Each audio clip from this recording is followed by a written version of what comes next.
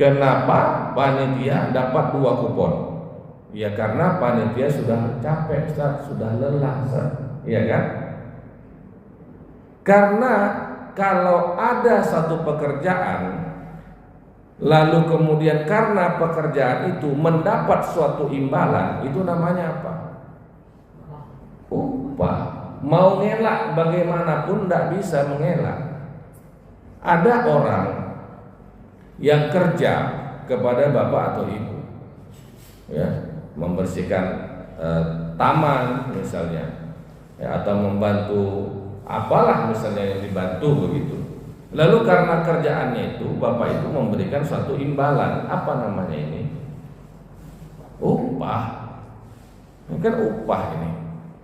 Mau mengelak, enggak Ustaz, saya enggak memberi upah sama dia, itu sedekah saya. Bukan. Ya, itu hadiah, Ustaz. Bukan. Hadiah itu tanpa ada apa-apa, tanpa ada sebab-sebab tertentu, bukan ada sebab pekerjaan tertentu. Nggak ada angin, nggak ada hujan, saya kasih sesuatu kepada Ustaz. Itu hadiah. Karena saya ngerasa kasihan kepada orang di jalan, saya kasih uang, namanya sedekah. Karena saya ada kotak infak di masjid, ya saya masukkan uang di sana dengan niat supaya ini menjadi amal jariah saya, infak namanya. Semua ini ada apa definisi masing-masing. Tapi kalau ada kita suruh orang, nah tolong belikan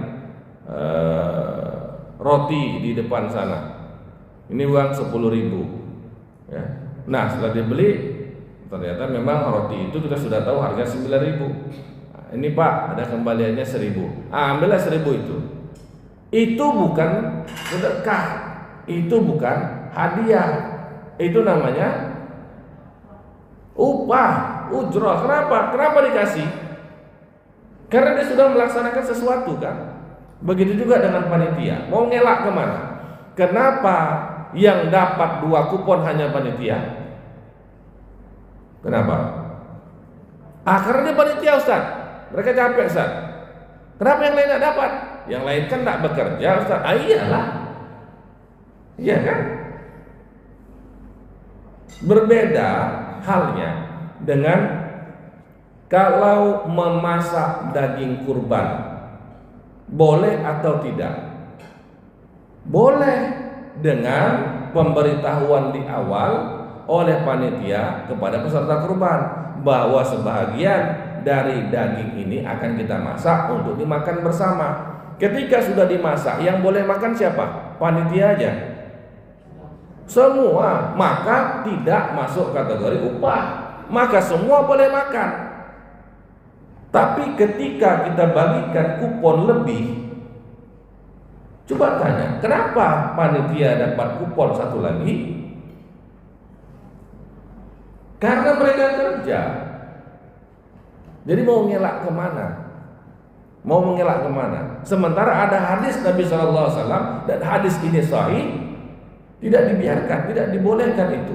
Bahkan ada hadis lagi yang lebih keras lagi, ya, terkait dengan masalah ini. Man ba'a jilda udhiyatihi, siapa yang menjual kulit dari hewan kurbannya, fala udhiyatan lahu, maka tidak ada kurban baginya. Maksudnya begini, kalau sudah jadi hewan kurban, maka seluruh daging dan kulitnya itu tidak boleh ditransaksikan. Tidak boleh ditransaksikan, baik dijual ataupun dijadikan upah. Tidak boleh sama sekali. Nah sekarang kenapa panitia dapat kupon lebih? Karena mereka lelah. Artinya itu menjadi ujroh. Nah itu dia. Lalu bagaimana Ustaz? Kan saya sudah sebutkan, yang ada larangannya adalah dari hewan kurban. Di luar dari hewan kurban maka dibolehkan mengambil ujrohnya. Silahkan. Apakah berbentuk uang, karena tadi ada uang operasional, ataupun beli daging lain dengan uang operasional tadi, beli daging diberikan kepada panitia. Silahkan. Karena ada larangannya, kita takut, Bapak Ibu sekalian. Kita ini menabrak dari hadis Nabi Shallallahu Alaihi Wasallam. Saya menyampaikan ini karena kasih sayang saya, cinta saya kepada jamaah, kepada pengurus masjid, kepada para panitia. Jangan nanti Bapak Ibu yang jadi panitia ditanya di akhirat, kenapa engkau ambil ujrah dari hewan kurban, sementara aku pernah melarangmu demikian. Bapak Ibu mau jawab apa kepada Rasulullah? Sementara Bapak Ibu memerlukan syafaat Rasulullah. Kata Rasulullah, engkau bukan umatku, aku umatku ya Rasulullah. Kau kularang tapi kau tak dengar. Ternyata gara-gara masalah kurban. Ini karena ada hadisnya saja gitu. Secara umum menerima upah sebagai panitia boleh, halal secara umum. Tapi untuk khusus hewan kurban tidak dibolehkan mengambil upahnya dari hewan kurban. Jadi dari yang lain boleh. Makanya dalam hadis Sayyidina Ali tadi sebutkan, nah nunu'tihi min indina, kami berikan dari kantong kami, bukan dari hewan kurbannya, gitu. Di dalam kitab Al-Fiqhul Manhaji yang tadi yang biasa kita kaji itu, kitab fikih itu juga disebutkan demikian. Tidak boleh menerima ujrah, upah dari hewan kurbannya, gitu. Maka solusinya jangan dari hewan kurban, dari hewan yang lain. Contoh, di salah satu masjid ada kebetulan satu masjid ini yang sampai 20 Pak, kurbannya itu sampai 20 ya. Dan ketika sudah sampai 20, udah banyak seperti itu, tentu spare ataupun cadangan dana operasional tadi bisa dibeli satu sapi lagi. Dan karena sudah beli banyak dari satu orang, ya, yang jual itu pun ngasih diskon lagi dia. Ngasih diskon lagi. Ya udah Pak, kalau yang beli yang satu lagi ini untuk panitia, udahlah murah aja lah, 10 juta aja lah. Nah, panitia dapat dagingnya dari yang ini, bukan dari yang kurban.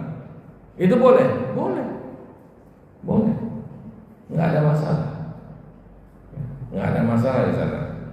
Karena dari spare ataupun sisa pembelian hewan kurban untuk jamaah tadi, ya kan 20 ini ya, 20 sapi itu yang jadikan kurban. Yang ke-21 itu bukan kurban, disembelih begitu saja. Maka ini boleh untuk panitia. Jadi ini yang diambil oleh mereka. Kenapa seperti itu? Untuk menghindari satu hal saja Bapak Ibu.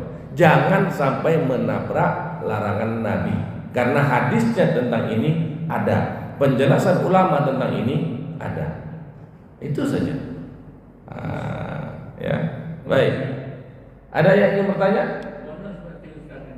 Iya, itu bonus. Bonus. Ya, jadi dikasih karena beli banyak Pak, biasalah kalau beli banyak ya.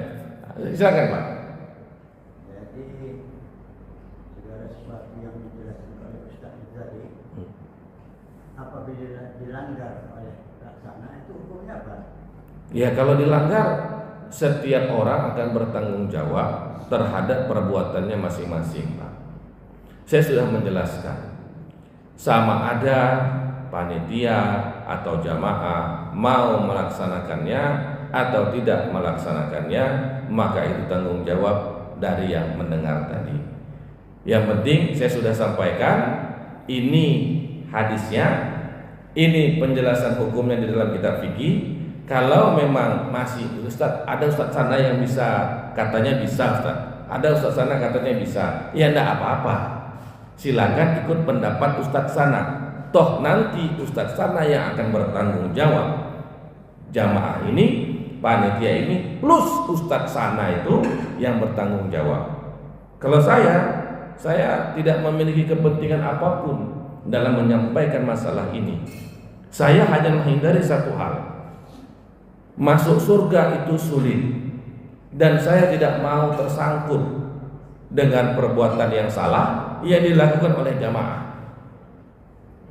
Jangan sampai nanti apa namanya, membeli sapi itu kadang-kadang kan ada yang dapat mahal, ada dapat murah, kan lebih kurang itu ya.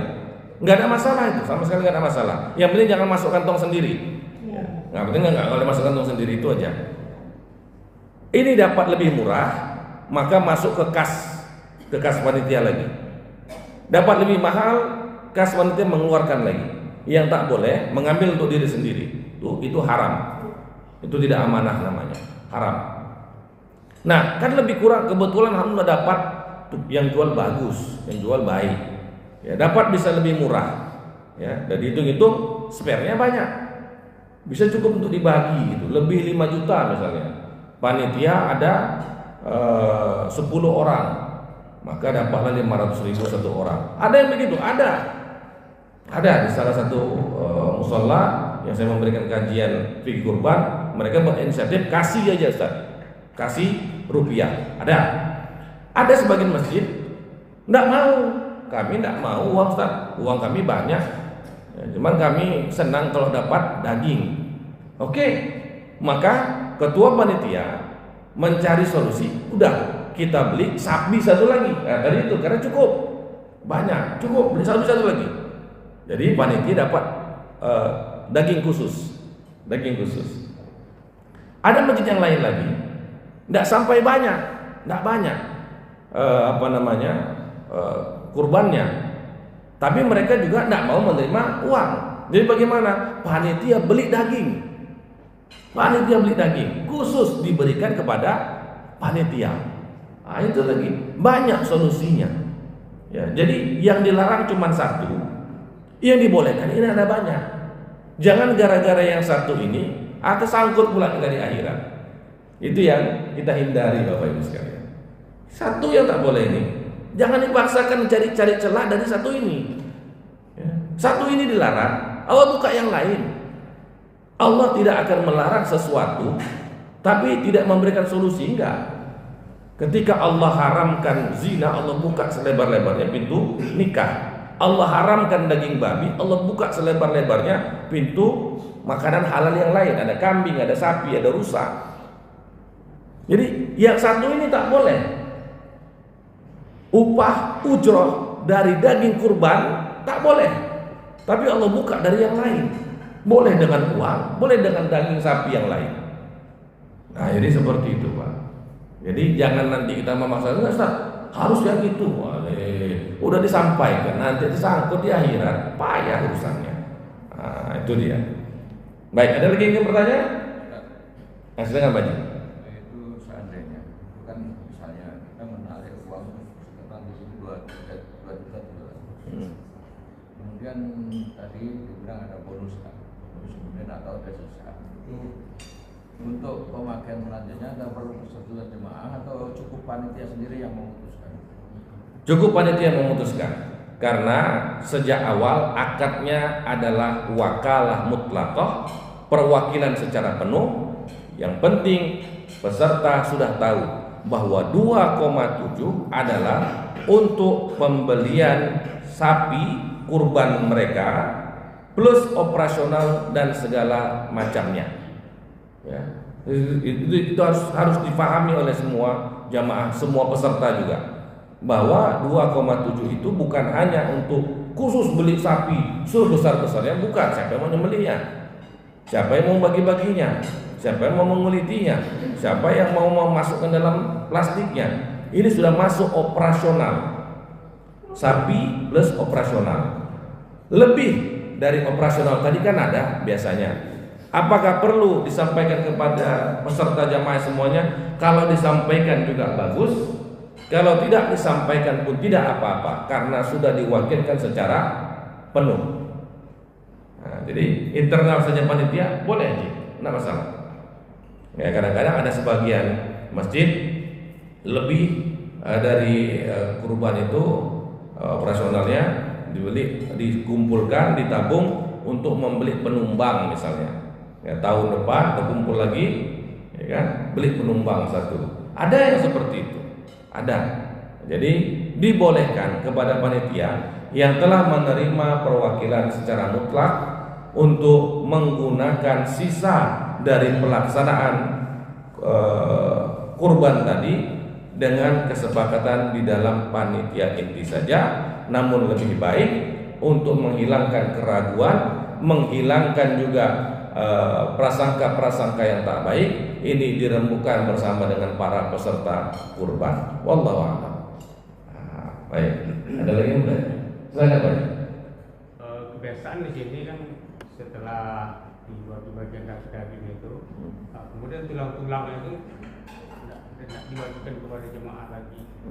Bagaimana itu kira-kira? Di kemana kan? Siapa yang mau ngambil? Oke. Sisa sembelihan kurban sudah dibagi-bagi, tinggal tersisa tulang, tersisa kulit. Ya. Kalau dibiarkan begitu saja, siapa yang mau ambil boleh? Boleh. Yang tidak boleh yang bagaimana? Yang dijual. Itu tidak boleh. Ada juga panitia begitu kan, teleponnya orang yang biasa buat kerupuk jange. Teleponnya, ya ini ada nih, ada 10 nih, datang. Berapa? Ya 500 saja lah, misal begitu kan, 500 saja lah. Ini nggak boleh. Kenapa? Ada jual beli di sana. Jadi bagaimana Ustaz? Apa harus cencang-cencang potong-potong? Jamaah banyak yang tak mau Ustaz. Ya. Kalau begitu, panggil saja dari tukang kerupuk jange itu, suruh ambil dan jangan diakadkan jual beli. Ini ambil aja lah. Kami tak boleh jual. Tapi kalau ada mau memberikan sesuatu untuk masjid ini, berikanlah. Jadi jangan ada jual beli. Jangan jual beli. Jangan ada penentuan harga. Jangan ada penentuan imbalan apa. Ustaz, rupanya Ustaz cuma 50.000 dikasih Ustaz untuk masjid. Ya enggak, ya harus terima. Ya itu yang dikasih, alhamdulillah. Cuma tahun depan tak usah pakai dia lagi, cari yang lain. Ya. Masa 50.000 kan? Nah, gitu. Jadi yang penting tidak ada transaksi jual belinya di sana. Nah, itu. Jadi satu pintu ditutup, pintu lain dibuka. Ya. Kalau yang sudah dilarang jangan didekati. Gitu. Tapi godaannya besar emang. Sesuatu yang dilarang itu godaannya besar betul. Ini nggak apa-apa. Cari jalan, cari hilang. Belok kiri, belok kanan, cari jalan tikus supaya bisa. Memang manusia ini memang cerdas dia untuk cari jalan tikus tuh. Dibantu oleh setan pula lagi kan. Nah, setan lebih cerdas lagi dia. Dikasih ya sama kita ide-ide yang aneh-aneh itu. Ya, wallahu a'lam. Baik, ada lagi yang bertanya? Silakan. Silakan. Kembali ke akad, itu praktiknya apa? Memang harus setiap yang peserta kurban itu ada akad penyerahannya dan praktiknya? Iya, sebaiknya akad itu kan dia ada dua bentuknya. Bentuk pertama akad dengan lisan, yang kedua dengan tulisan. Ya, akad dengan tulisan ini boleh dalam bentuk kertas. Ya, kertas itu tulis saya menyerahkan. Lebih baik seperti itu. Ya, supaya akad ini jelas. Jangan menyepelekan masalah akad Bapak Ibu sekalian. Ya, jangan menyepelekan masalah akad. Ustaz, saya udah kasih Ustaz, saya belum berakad lagi Ustaz. Ya, i'adatul akad, diulang aja akadnya sama panitia. Saya serahkan penyerahan kurban saya secara mutlak kepada panitia kurban karena Allah Ta'ala. Sesimpel itu aja. Ya, sesimpel itu saja. Ya. Jadi akad itu penting. Ataupun mau pakai kertas boleh ditulis. Ya, nama bulan. Ya, di situ dibuat saya menyerahkan atau saya mewakilkan pelaksanaan kurban saya kepada panitia secara mutlak karena Allah Ta'ala, tanda tangan, uang sekian. Ya, jadi ada tanda terima juga, ya kan lebih memudahkan lagi. Gitu. Jadi akad itu ada dua, baik lisan boleh, tulisan juga oke, tidak ada masalah. Tapi perlu diucapkan ataupun perlu disebutkan akad tadi, karena ini akadnya wakalah bukan jual beli. Kalau jual beli ya, secara adat ya nggak ada masalah jual beli kita kasih. Nah, itu kan karena sudah umum seperti itu. Tapi kalau wakalah kan bukan jual beli. Wakalannya perwakilan ya mesti ada akadnya. Nah, baik, ada yang bertanya atau kita tutup? Sudah? Ada? Mudah-mudahan ini bermanfaat untuk semua. Semoga Allah menerima kurban kita dan Allah jauhkan kita dari hal-hal yang dilarang olehnya yang dapat menjerumuskan kita pada